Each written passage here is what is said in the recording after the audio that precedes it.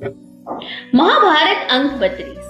વહેલી પરોઢના અંધારાની આડ લઈ અને ગાંધારી વસ્ત્ર ઓઢી અને દુર્વાસા ઋષિ સામે કુંતાજી બની જાય છે અને દુર્વાસા ઋષિને છલ કરી અને મંત્ર પ્રાપ્તિ કરી લે છે, જેના કારણે તેમને ભવિષ્યની અંદર 100 પુત્રોની પ્રાપ્તિ થશે।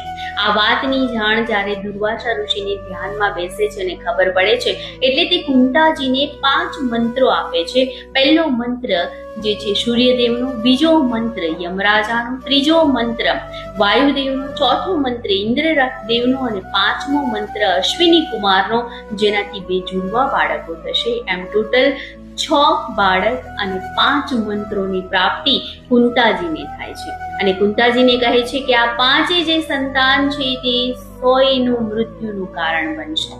કુંતાજી હરખભેર ઘરે જાય છે। જ્યારે ગાંધારી સામે મળે છે ત્યારે ગાંધારીને કહે છે કે વિજય હંમેશા મારો થશે અને પુત્ર જે મારા છે એ તારા 100 પુત્રના મૃત્યુનું કારણ બનશે। રાધે રાધે।